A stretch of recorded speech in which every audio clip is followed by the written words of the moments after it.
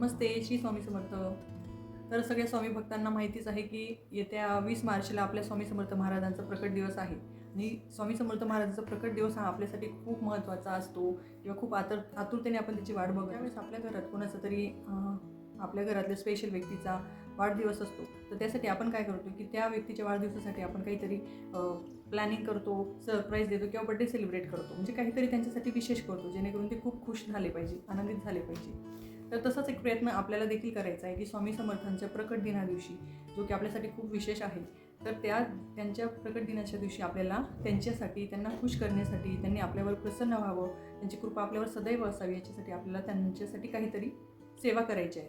तर आता तुम्ही म्हणाल की सेवा म्हणजे कशा, की त्यांचे जे आपण नेहमी चरित्र सारामृताचे पाठ, म्हणजे एक पुस्तक, त्याच्यात 21 अध्याय असतात.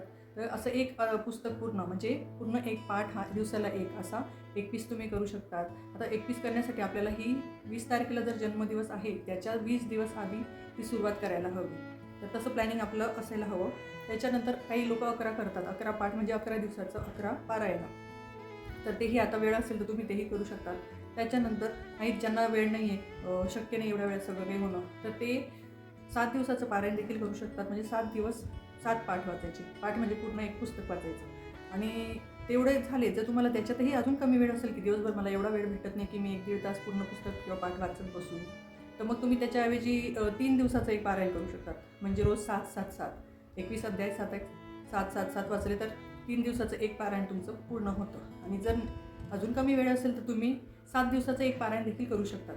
गुरुचरित्र सारामृताचे 7 दिवसाचं एक पारायण ते देखील तुम्ही करू शकता. दिवसाला 3 अध्याय वाचायचे. तर ही एक सेवा झाली. त्याच्यानंतर काहींना गुरुचरित्र पारायण करायचं असेल तर ते देखील तुम्ही जन्मदिवसाच्या 7 दिवस आधी असं नियोजन करून तुम्ही सुरू करायचं. तर तुम्ही ते देखील पारायण करू शकतात. आणि जर अजून इच्छा असेल तर तारक मंत्राचं पठण, तारक मंत्राचं जी सेवा आहे ती खूप प्रभावी आणि छान सेवा आहे, तर ती देखील तुम्ही करू शकता. तारक मंत्राचं पठण करून ते जे पाणी असेल ते आपण आपल्या मुलांना आणि घरातल्या प्रत्येक सदस्याला प्यायला द्यायचं. त्याच्यानंतर अजून एक सेवा आहे की 11 माळ जप करू शकतो आपण. दिवसाला सकाळ किंवा संध्याकाळ दोघं मिळून जरी 11 माळ केल्या, एकदाच बसून केलं तर खूप छान असतं. पण जर तुम्हाला जमणार नसेल ना, तर तुम्ही 11 माळी काही सकाळी काही संध्याकाळी असं करू शकता.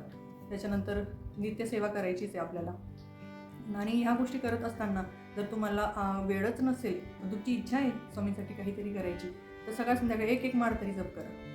ती देखील स्वामींसाठी भरपूर आहे. आता तुम्ही म्हणत असाल, काहींचा प्रश्न असतो की पाठ वाचणं किंवा पारायण करणं किंवा माळ जप करणं हे गरजेचं आहे का देवांसाठी, किंवा मग पारायण वगैरे वाचत बसणं हे खरोखर तेवढं महत्त्वाचं आहे का, की त्याच्याने देव प्रसन्न होतो वगैरे असं काही.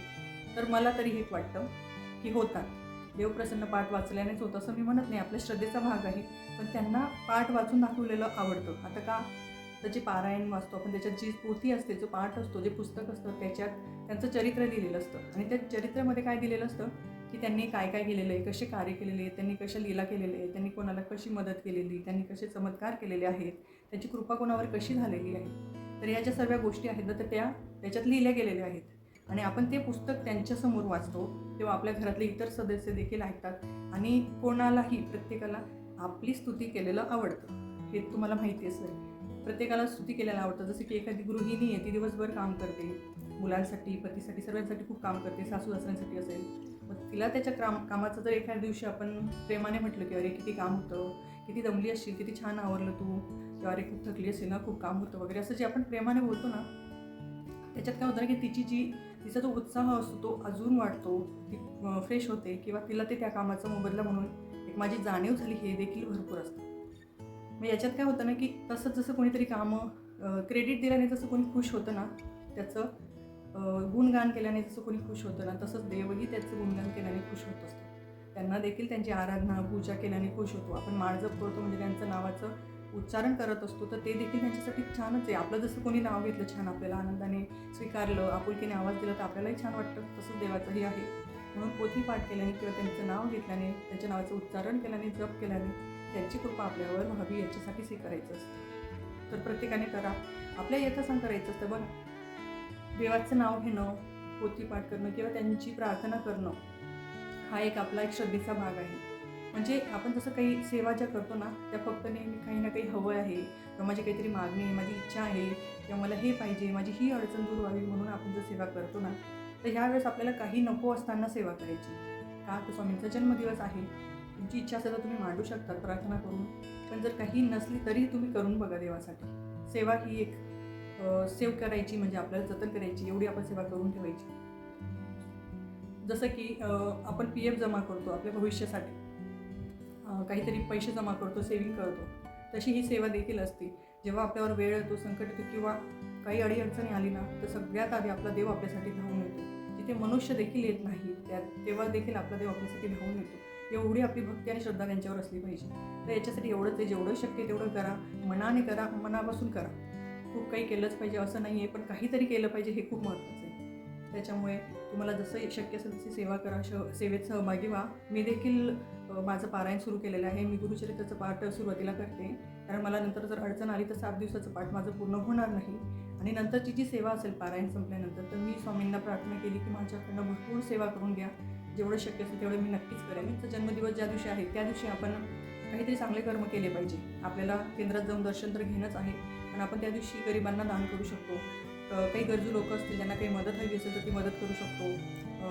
कुठेतरी काही गाईला नैवेद्य खाऊ घालू शकतो, किंवा आपल्या यथासांग आपल्याला जे जे शक्य आहे तिथं आपण मदत करायचं आहे. तर तुम्हाला जर यात काही अडचण असेल की कुठली सेवा कशी करायची, किंवा किती वेळ करायची, किंवा कशी मांडणी करायची, प्रत्येक सेवेची डिटेल माहिती जर तुम्हाला हवी असेल तर तुम्ही मला कमेंट करून नक्की सांगा. मी त्या विषयाचं एक स्पेशल व्हिडिओ, डिटेल मोठा व्हिडिओ मी बनवून तुम्हाला अपलोड करेल. आणि आजचा व्हिडिओ कसा वाटला मला नक्की कळवा. काही अडचणी असतील तर मला सांगा, सजेशन असतील तर सांगा. बरेच जण फक्त व्हिडिओ बघतात, काही लोक लाईकही करतात पण सबस्क्राईब करत नाही. तर चॅनलला खाली तिथे सबस्क्राईब बटन दिले, ते बटन देखील दाबा आणि कमेंटमध्ये आजच्या व्हिडिओबद्दल लिहा. आणि नसेल तर कमीत कमी श्री स्वामी समर्थ लिहायला विसरू नका. तर नक्कीच मी तुमच्याकडनं अपेक्षा सहभागी व्हा. आपल्याला आपल्या स्वामींचा जन्मदिवस हा स्पेशल बनवायचा आहे. तो फक्त श्रद्धे आणि भक्तीने. बघा, आपल्या देवांना आपल्याकडनं काही धन दौलत कुठल्याही द्रव्याची आपल्याकडनं अपेक्षा नाही. आपण फक्त मनापासून केलेली श्रद्धा, प्रार्थना आणि आपला विश्वास त्यांच्यावर, हे खूप महत्त्वाचं आहे. तर तेवढंच मी बोलून माझा व्हिडिओ संपवते. श्री स्वामी समर्थ. तर इकडे बघू शकता मी माझं पारायणाची मांडणी कशी केलेली ते तुम्हाला दाखवते. मी कळस मांडलेला आहे. कुठल्याही चांगल्या कार्याची सुरुवात आपण श्रीफळाने किंवा कळस मांडून करत असतो. तर मी कळस मांडला आहे आणि मी 7 दिवसासाठी अखंड दिवा चालू ठेवलेला आहे. मी प्रयत्न करते आणि माझा दिवा नेहमी 7 दिवसपर्यंत अखंड चालू असतो. व्हिडिओ आवडला असेल तर लाईक करा, शेअर करा, सबस्क्राईब करा आणि कमेंटमध्ये श्री स्वामी समर्थ नक्की लिहा.